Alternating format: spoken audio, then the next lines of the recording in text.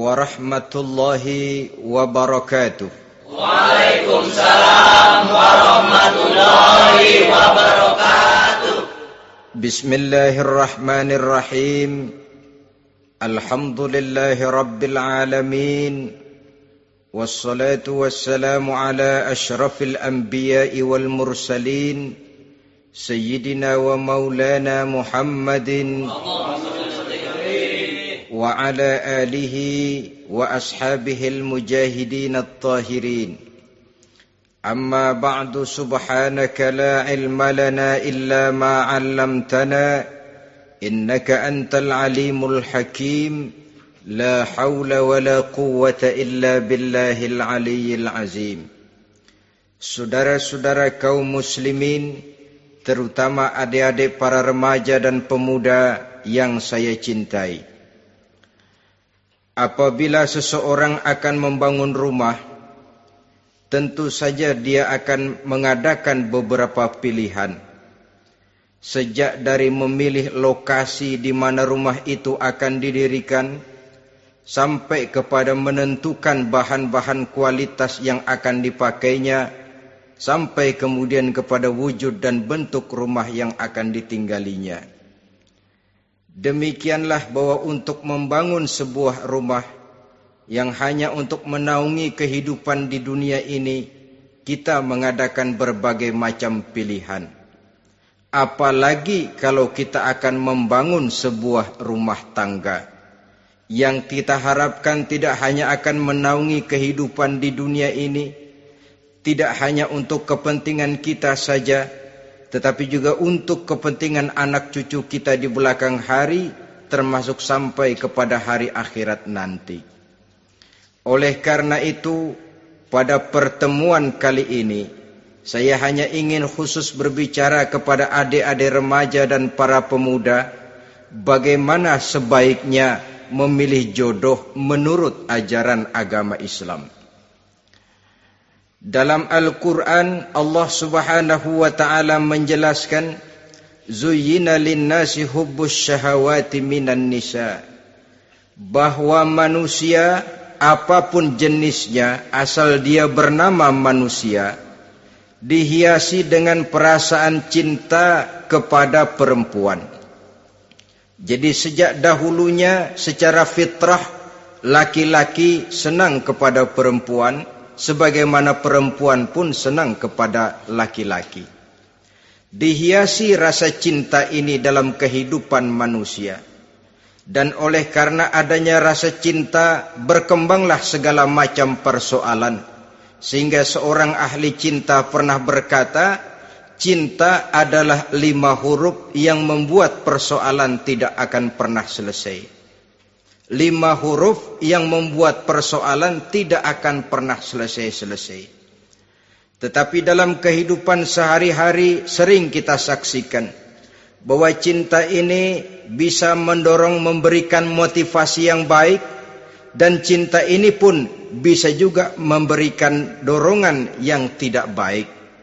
Oleh karenanya, apabila cinta itu ibarat setetes embun yang jatuh di bumi yang subur, akan tumbuhlah di atasnya aneka ragam bunga-bungaan yang harum semerbak, indah mewangi, sedap dipandang orang, menebarkan rasa aman, damai, sentosa, dan begitu selanjutnya.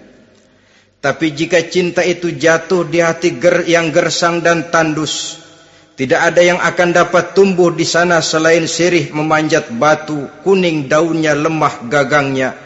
Maka cinta yang semacam itu tidak akan memberikan dorongan positif kepada seseorang di dalam kehidupannya. Maka lebih dahulu kita akan membicarakan cinta dalam artian yang positif ini, untuk nanti sampai kepada perempuan yang bagaimana yang harus kita cintai, atau laki-laki yang bagaimana yang harus dicintai oleh seorang perempuan. Saudara hadirin yang saya hormati, cinta dalam artian yang positif, pertama, dia selalu mendatangkan keindahan.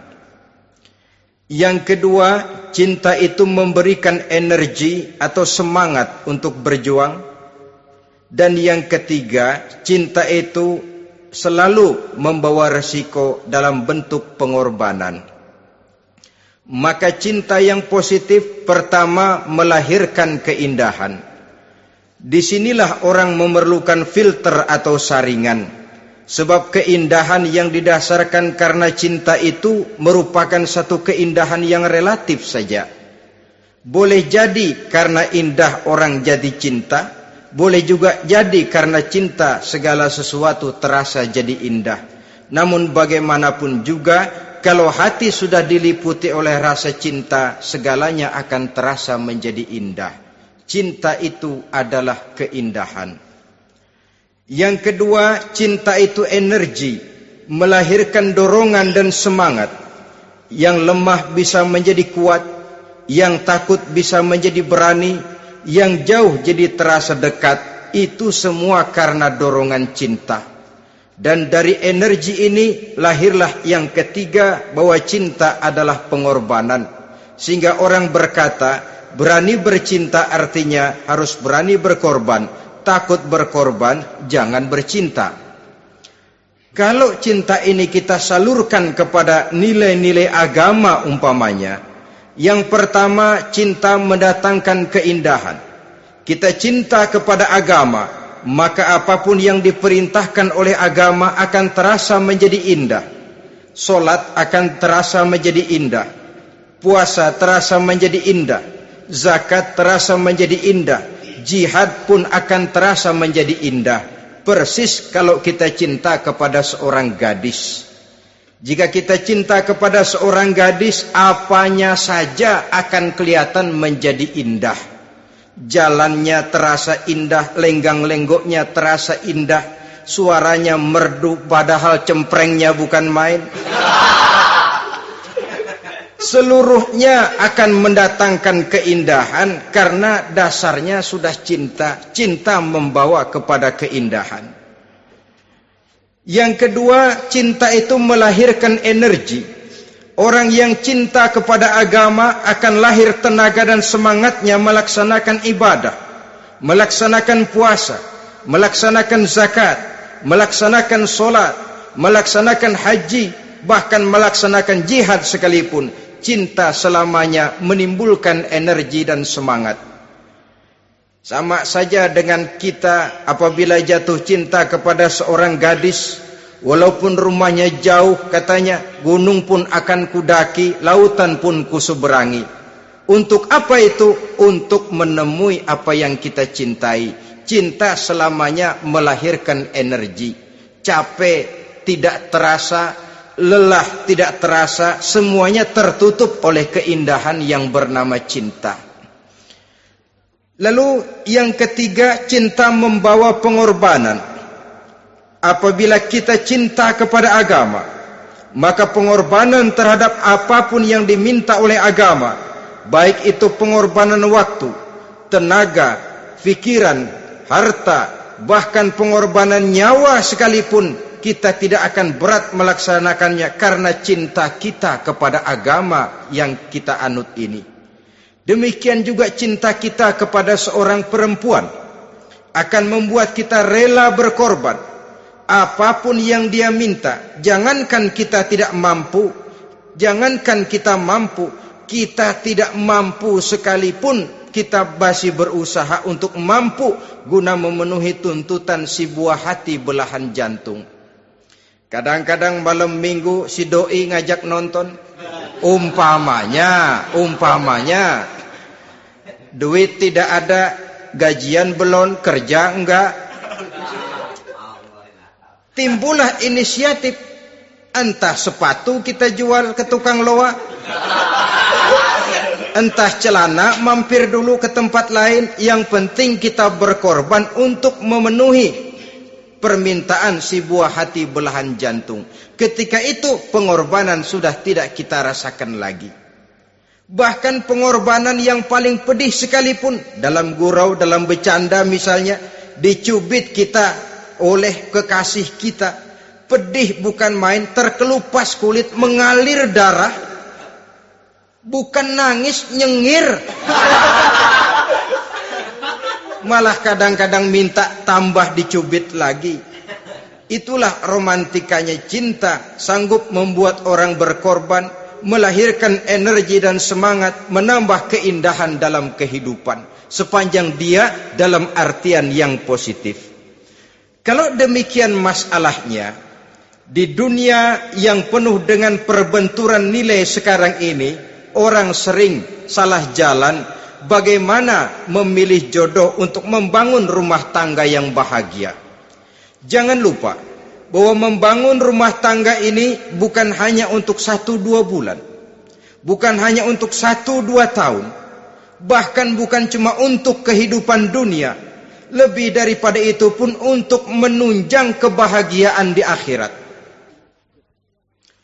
Oleh karenanya, memilih jodoh bukan satu hal yang mudah, bukan satu hal yang bisa dilaksanakan sambil lalu, tetapi memerlukan penelitian, memerlukan pengamatan yang mendalam. Apa petunjuk agama tentang itu? Dengan kata lain, bagaimana seharusnya seseorang memilih jodoh dalam kehidupannya? Ini tentu saja sumbangan moral buat adik-adik remaja dan para pemuda yang lagi kebingungan memilih jodoh, atau barangkali buat bapak-bapak yang kepengen nambah lagi.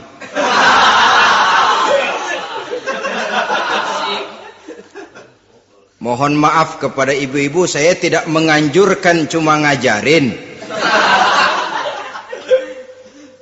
Yang pertama, menurut Nabi, nikahilah perempuan itu karena rupanya, karena hartanya, karena keturunannya, dan karena agamanya. Ada 4 motif utama di sini. Pertama, memilih jodoh, lihatlah rupanya.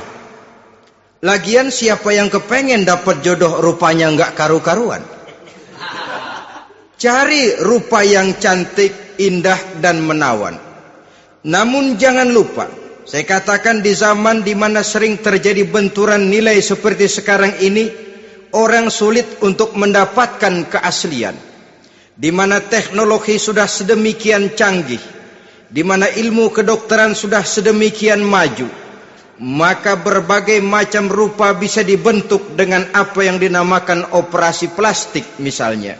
Yang pesek bisa dibikin mancung, kuping yang kelebaran bisa dibikin sedang, pipi yang kembung sebelah bisa dibikin rata, janggut yang tidak menarik bisa dibikin bak lebah bergantung katanya.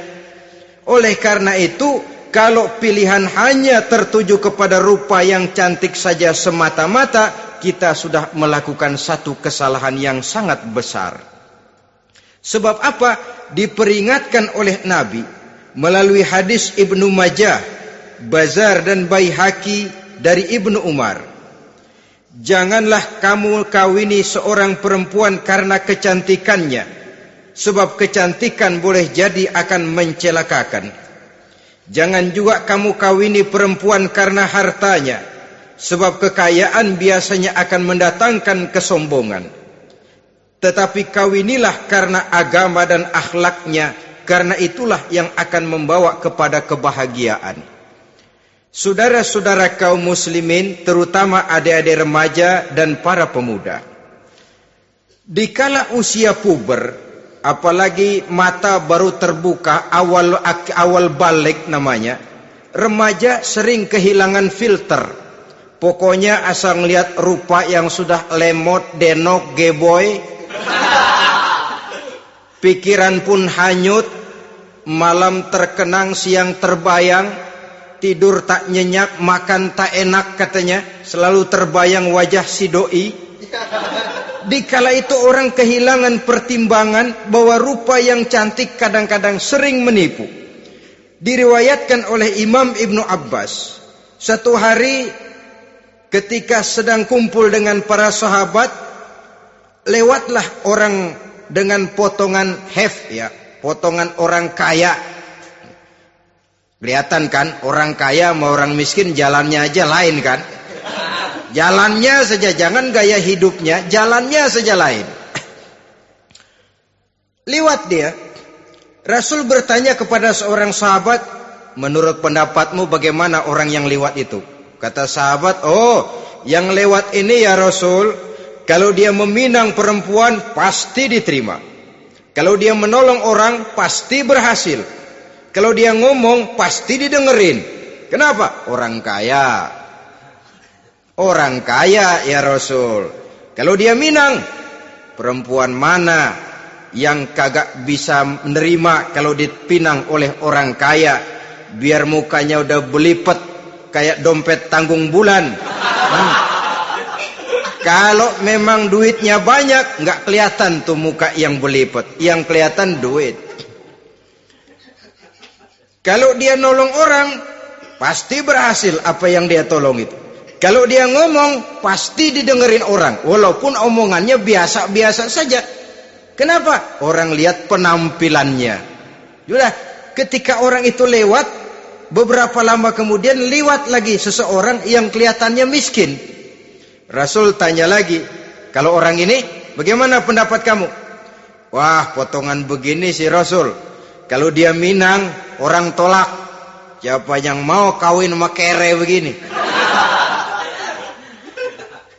Kalau dia nolong orang, pasti nggak berhasil. Kalau dia ngomong, kagak bakalan ada yang mau dengerin. Siapa yang mau dengerin orang susah ngomong? Setelah orang itu lewat, apa kata Rasul? Orang yang terakhir, yang lewat ini, yang barusan lewat, jauh lebih baik dari yang pertama yang lewat tadi. Jauh lebih baik. Maksud dari ucapan ini, Rasul sebenarnya mendidik para sahabat jangan tertipu oleh penampilan. Sebab penampilan tidak selamanya mencerminkan keaslian. Apalagi di zaman sekarang, salon di mana-mana bejibun. Alis mata bisa dibikin, pipi bisa dicat. Yang pinggir kuning, yang tengah merah, di sebelah merah ada yang kehitam-hitaman, persis orang kepentok tiang listrik.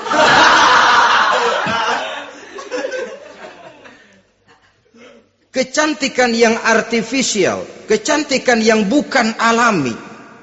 Karena itu silakan saja cari yang cantik, tapi jangan terpaku sampai di situ.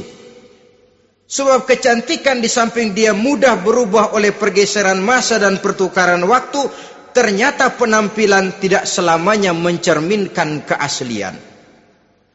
Lain hari seorang sahabat pernah mengadu, "Ya Rasul, ada apa?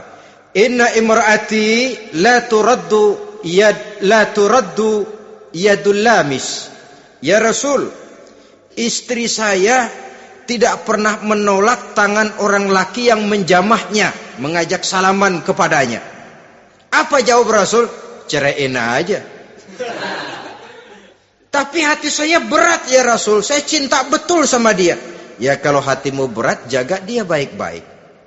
Nah, dari riwayat ringkas ini kita ambil satu perbandingan.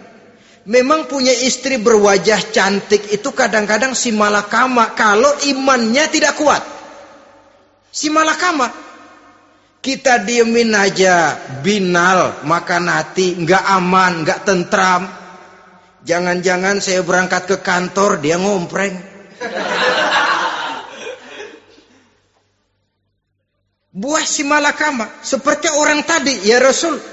Istri saya kelihatannya, sebenarnya nggak negatif maksudnya ini. Cuma bersalaman, tapi terlalu ngobrol. La turaddu yadul lamis. Tidak pernah menolak orang yang ngajak salaman. Ya sekedar salaman. Tapi kan awalnya dari salaman. Kalau sudah salaman kan strum bisa ngederdet dari tangan situ. Kata Rasul sederhana saja. Ya kalau memang begitu ceraiin. Saya nggak kuat Rasul. Saya cinta betul sama dia. Kalau kau tak kuat berpisah dengan dia, jagalah dia baik-baik. Ajar, didik, tanamkan rasa keagamaan di dalam hatinya. Saudara-saudara kaum muslimin, jadi rupa yang cantik tanpa didasari oleh nilai-nilai agama akan membuat seorang suami di rumah tangganya seperti si malakama. Seperti berhadapan dengan buah si malakama kalau tidak diiringi dengan nilai-nilai moral yang luhur dan bekal agama yang tangguh. Akan pergi jauh dari rumah rasanya tidak aman. Sedangkan di rumah saja siapa yang akan mencari nafkah? Dan begitu selanjutnya. Orang tadi jelas berhadapan dengan buah si malakama. Didiamkan, makan hati. Sebab, maaf, kalau seorang suami sudah tidak punya rasa cemburu terhadap istrinya, itu kan yang disebut dayus. Dan dayus itu, jangankan masuk surga, bau surga saja dia tidak dapat. Tapi cemburu dalam artian bukan cemburu buta, cemburu dalam artian yang wajar. Dia cemburu, akan dikerasi takut kalau istrinya minta cerai, sedangkan dia cintanya sudah kadung medok bener. Si malakama jadinya. Nah, ini juga satu riwayat yang memberikan gambaran kepada kita. Pilihan, silakan cari rupa yang cantik saja. Cari yang cantik. Tapi kalau itu dijadikan motif utama tanpa dasar-dasar agama, saya khawatir nanti rumah tangga kita akan berhadapan dengan buah si malakama. Jadi adik-adik remaja, usaha, ikhtiar, cari yang cantik, yang kira-kira nggak membosenin. Supaya kita betah tinggal di rumah, supaya kita merasa ada tempat berbagi rasa, ada tempat kita bernaung. Sebab kalau nyari bini sebini-bininya mah, ya jodoh di tangan Tuhan, kagak usah nyari juga ntar datang diri umpamanya. Iya, kalau yang datang peot. Orang harus berusaha, walaupun pada akhirnya jodoh toh memang ditentukan Allah. Kan 3 hal yang kita tidak bisa menentukan itu katanya. Maut, rezeki, jodoh. Itu yang masuk mysterious problem. Problem yang misterius. Maut, misterius. Kapan kita mati, kita sendiri tidak tahu. Tahun depan, 50 tahun lagi, 100 tahun lagi, tidak pernah seorang pun diberitahu. Tapi yang pasti dia bakal datang. Kapan dan di mananya kita tidak tahu. Bisa di rumah, bisa di masjid, ya alhamdulillah. Bisa di majelis taklim, syukur. Bisa di medan perang membela agama, bagus. Pasti dia akan datang. Maut, mysterious problem. Sesuatu yang kita tidak tahu kapan datangnya. Rezeki, gitu juga. Sehingga orang sering bilang, rezeki katanya kayak bayangan. Kita ubur-ubur dia lari, kita diam dia mah diam. Setengah mati kita ubur-ubur. Emang ukuran segitu, segitu aja. Begitu kita nggak ngapa-ngapain, datang yang bawain rezeki. Namanya rezeki itu mysterious problem. Kadang-kadang ngobek, sungsang, sumbul, udah segala tanah orang kita ukur-ukurin. Udah segala ngomong sudah nggak ada yang loh, terus dah buta. Tapi memang bayangan, kalau belum rezeki ya belum. Kadang-kadang nyari kode sampai tidur di kuburan. Belepotan tanah kuburan loh. Yang aneh lagi kadang-kadang orang gila ditanyain. Allahu Akbar, ini kode-kode zaman sekarang ini. Sampai orang waras nanyain orang gila itu gimana itu? Ini sudah efek yang betul-betul negatif. Sudah jelas orang gila kok ditanya. Apa kira-kira yang nanya nggak lebih gila dari yang gila itu?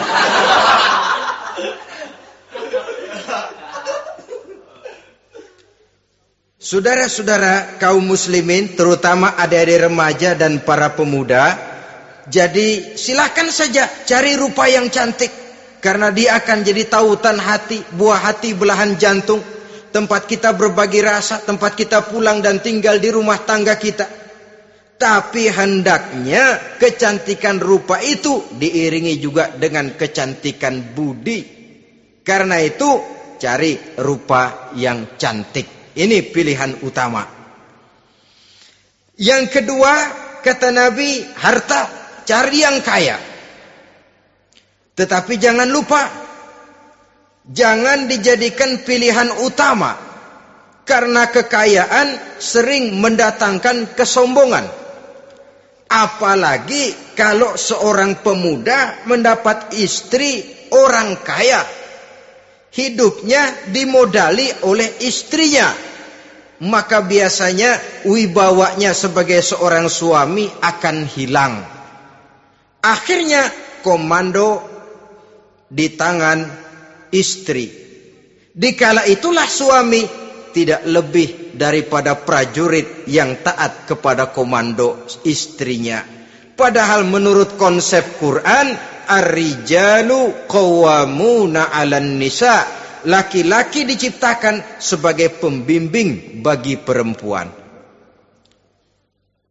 Kalau nanti suatu saat terjadi benturan, sedangkan modal diberikan oleh istri, terjadilah pengungkitan. Kata istrinya apa? Lu jangan bertingkah, lu kan kawin sama gue, modal lu kolor doang.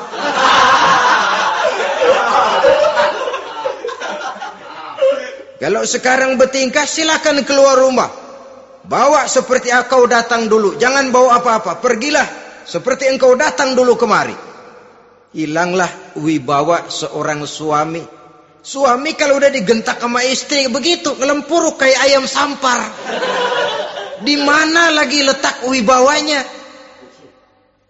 Harta sering mendatangkan kesombongan. Oleh karena itu, walaupun diperintahkan cari yang keturunan orang kaya, tapi maksudnya jangan dompleng. Sebab kepribadian seorang suami akan ditentukan oleh sifatnya sendiri. Keberadaannya ditentukan oleh karya dan perbuatannya sendiri. Itulah yang akan menampilkan kepribadian dia dalam kehidupan di masyarakat ini.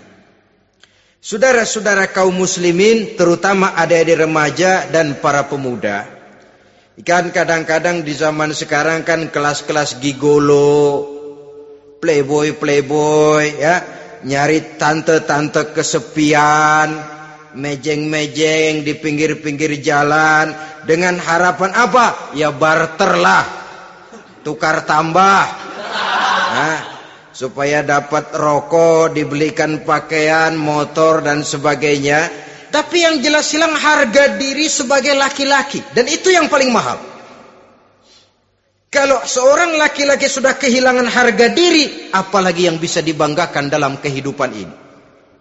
Apa artinya naik mobil kalau kepala tertunduk ke bawah? Apa artinya jalan di tengah masyarakat kalau kita tidak bisa menengadah dengan satu kebanggaan?